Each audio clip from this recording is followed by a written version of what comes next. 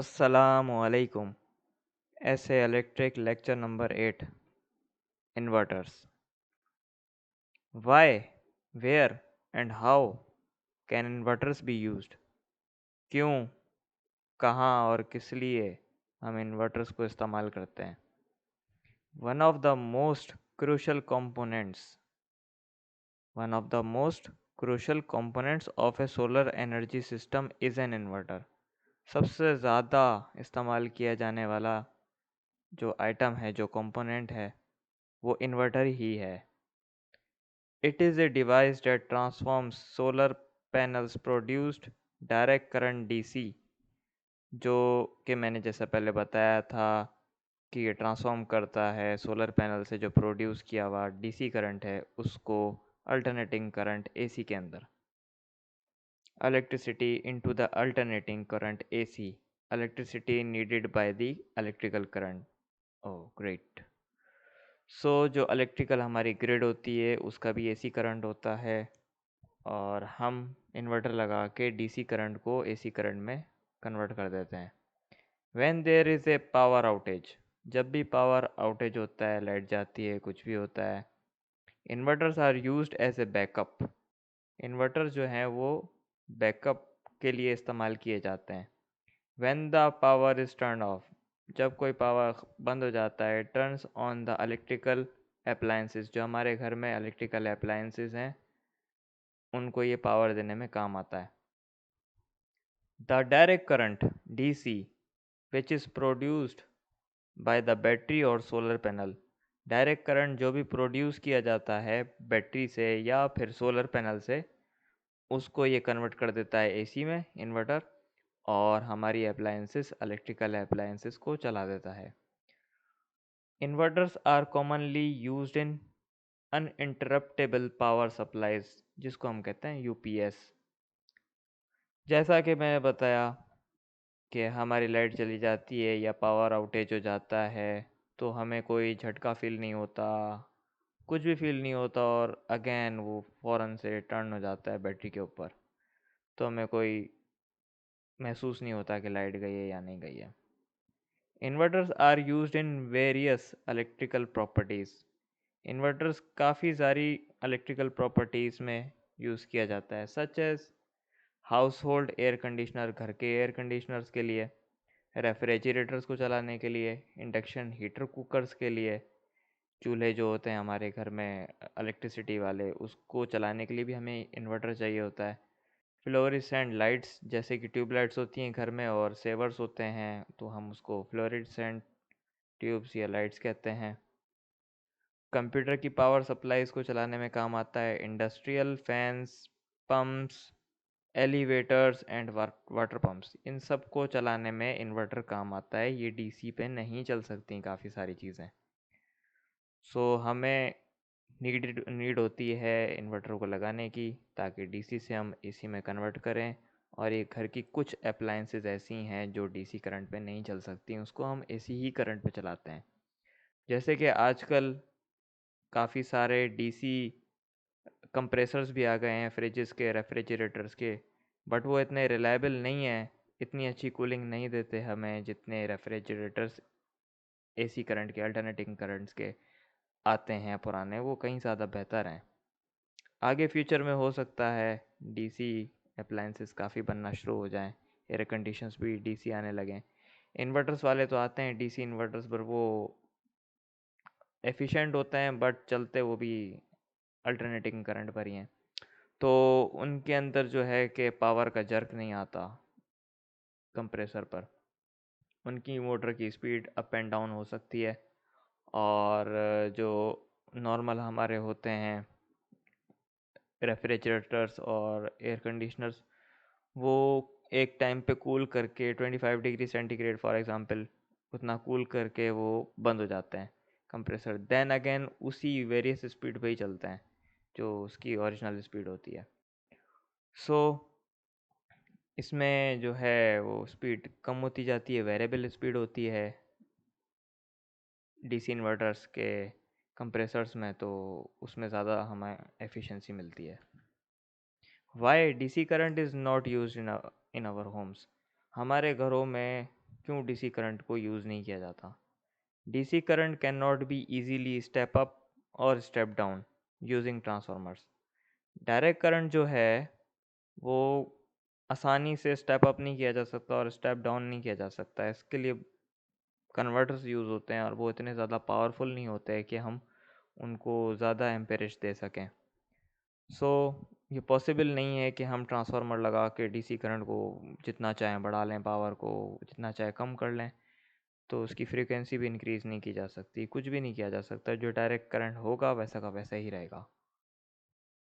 Although transformers make it simple to convert alternating current from low voltage to high voltage or vice versa। Transformers जो होते हैं वो simply convert कर देते हैं एसी से एसी करंट के अंदर। अब हम ट्रांसफार्मर की वाइंडिंग करते हैं। फॉर एग्जांपल हमारे पास 12 वोल्ट एसी करंट है, तो हम ट्रांसफार्मर का आउटपुट वाइस वर्सा करके ले लें तो वो 220 वोल्ट हो सकता है, मैक्सिमम 400 वोल्ट हो सकता है। जितना हम चाहें ना उसको ट्रांसफार्मर के ज़रिए बूस्ट कर सकते हैं वोल्टेजेस को, और स्टेप डाउन भी ऐसे ही कर सकते हैं 220 वोल्ट टू 12 वोल्ट लेके। सो ऐसे ही चार्जर्स बनाए जाते हैं, ऐसे ही इन्वर्टर्स बनाए जाते हैं। पहले ट्रांजिस्टर्स के ज़रिए इन्वर्टर बनाया जाता है जो डीसी करंट को एसी में फ्रीक्वेंसी बूस्ट करके कन्वर्ट करता है। देन आगे ट्रांसफार्मर लगाया जाता है, फिर वो स्टेप अप कर देता है। और जब हम एसी करंट से डीसी में कन्वर्ट करते हैं तो उसमें भी ऐसे ही ट्रांसफार्मर लगाया जाता है और आगे रेक्टिफायर लगाया जाता है ताकि एसी करंट से डीसी में कन्वर्ट हो जाए स्टेप डाउन होके। The possibility of electrolyte corrosion is more in DC than in AC. जैसा कि पॉसिबल है कि इलेक्ट्रोलाइट मतलब जो करंट पास हो रहा है वायर के अंदर से वो कोरोशन कर दे, मतलब कि एक जंग लग जाता है, जैसे कि वायर के ऊपर वायर कोरोड हो जाता है, टूट जाता है, ख़राब हो जाता है। तो वो डीसी करंट में ज़्यादा होता है, एसी करंट में बहुत मुश्किल होता है ऐसा। Because electricity comes from A distance power generation plant. अब जनरेशन प्लांट तो हमारा बहुत दूर होता है, ग्रिड स्टेशन बहुत दूर होता है, वहाँ से पावर आ रहा होता है तो वो एसी पावर ही आ रहा होता है, तो उसमें एनर्जी लॉसेस नहीं होते। During transmission is much lower in the case of AC power than in the case of DC power. अगर डीसी पावर का हम ग्रिड स्टेशन लगाएं और वहाँ से डिस्टेंस से उसको करंट को भेजें तो वो बहुत ज़्यादा लॉस हो जाएगा पावर। बट एसी करंट में लॉस बहुत बहुत ज़्यादा कम होता है। Indirect current. Pure copper wire is required to handle the amperage and positive and negative wires. Direct current के अंदर प्योर कॉपर वायर यूज़ किया जा सकता है और किया भी जाता है, ज़रूरी भी है टू हैंडल दी एम्पेरेज। अगर हाई एम्पेरेज आ रहे हैं वायर के अंदर तो वो मेल्ट हो सकता है वायर, या जल सकता है, कुछ भी हो सकता है, या फायर भी लग सकती है। सो डायरेक्ट करंट में फायर लगने के ज़्यादा चांसेस होते हैं, इसलिए हमें अच्छा वायर यूज़ करना पड़ता है, थिक वायर यूज़ करना पड़ता है। और इसके अंदर पॉजिटिव नेगेटिव वायर्स होते हैं, तो पॉजिटिव नेगेटिव को दोनों को एक साथ लेके जाना होता है हमें अप्लायंसेस के पास। Instead of alternating current only require single phase with a single wire. हम अल्टरनेटिंग करंट में फेस वायर एक ले लेंगे, जो उसका लाइन पॉजिटिव वायर होगा बस वो ले लेंगे, और ग्राउंड हम कहीं से भी ले सकते हैं, तो वो कोई इशू नहीं होता। हम सिंगल वायर से अप्लायंसेस को चला सकते हैं, ग्राउंड कहीं से भी ले सकते हैं, जिसको हम न्यूट्रल कहते हैं। And you can take ground connection to make neutral for AC current. Ground ज़मीन से भी लिया जा सकता है, अर्थ कोर से लिया जा सकता है, और वॉल में से लिया जा सकता है, या फिर कोई और कनेक्शन है घर में तो वहाँ से भी लिया जा सकता है। न्यूट्रल का हमें मसला नहीं होता, हमें फेस वायर का मसला होता है। एसी करंट में फेस वायर पहुँचानी ही पहुँचानी होती है। बट डायरेक्ट करंट डीसी के अंदर हमें ना नेगेटिव भी पहुँचानी होती है, पॉजिटिव पहुँचानी होती है, उसको हम ग्राउंड कर ही नहीं सकते। Alternating current can be used at long ranges and easy to handle with appliances. काफ़ी सारी अप्लायंसेस, तकरीबन सारी अप्लायंसेस एसी करंट को सपोर्ट करती हैं 50 टू 60 हर्ट्ज़ पर फ्रीक्वेंसी। सो अल्टरनेटिंग करंट जो है एसी करंट हमारे लिए इजी होता है, दूर दूर ले जाना, सिंगल वायर ले जाना, सिंगल फेस ले जाए बंदा तो बहुत इजी है। और इसमें डुअल वायर्स की ज़रूरत नहीं पड़ती हमें। सो ज़्यादातर अप्लायंसेस जितनी भी आती हैं वो एसी करंट पर डिपेंड करती हैं, इसलिए हम इन्वर्टर यूज़ करते हैं। डीसी अप्लायंसेस बहुत ज़्यादा कम हैं मार्केट में अवेलेबल, इसलिए हम डीसी सिस्टम सिर्फ फैंस और एलईडी लाइट्स के लिए ही यूज़ करते हैं। Is DC solar system more efficient then AC? क्या वाकई ऐसा है कि डीसी सिस्टम सोलर सिस्टम जो है वो ज़्यादा बेहतर है और एफिशिएंट है एसी सोलर सिस्टम से? यस ऑफ कोर्स, ऐसा ही है। फॉर स्मॉलर इंस्टॉलेशंस, छोटी छोटी इंस्टॉलेशंस, छोटे सिस्टम जिसमें फैंस और लाइट्स लगती हैं, इस तरह के solar systems, AC solar panels are less cost effective. AC के जो सोलर सिस्टम्स होते हैं एसी करंट के, because they are frequently more expensive than DC solar systems और पैनल्स। सो अगर हम डीसी सोलर सिस्टम लगाते हैं तो वो हमें सस्ता पड़ता है, कॉस्ट में भी कम आता है, और एसी सोलर पैनल्स का सिस्टम हम लगाते हैं तो उसमें हमारी कॉस्टिंग बढ़ जाती है, क्योंकि इन्वर्टर में एफिशिएंसी लॉस होती है बहुत ज़्यादा। तो इस वजह से हमें ज़्यादा सोलर पैनल्स यूज़ करना पड़ते हैं, कॉस्टिंग भी बढ़ती है और इन्वर्टर का ख़र्चा भी आता है। पर डीसी सिस्टम के अंदर कोई इन्वर्टर नहीं लगता, just only PWM and MPPT controllers use होते हैं, चार्ज कंट्रोलर, वो भी बैटरी को चार्ज करने में काम आते हैं। सो लाजमी है लगाना चार्ज कंट्रोलर्स डीसी सिस्टम के अंदर, अदरवाइज आपके अप्लायंसेस तबाह व बर्बाद हो सकते हैं। Direct current, PV systems are generally more energy efficient.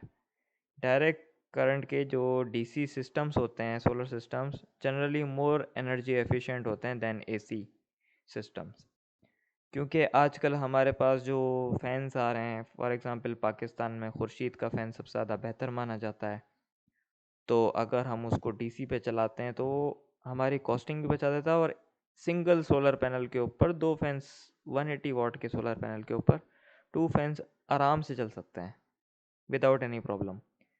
और अगर हम उसी फ़ैन को अल्टरनेटिंग करंट पे इन्वर्टर लगा के चलाते हैं तो वो उसका वोल्टेज बढ़ जाता है। जैसे कि डीसी पे उसका वोल्टेज होता है 35 to 40 वाट्स ओनली। सो अगर हम उसको चलाते हैं एसी पे फुल स्पीड पे तो वो तकरीबन 67 to 70 वाट्स ले लेता है। तो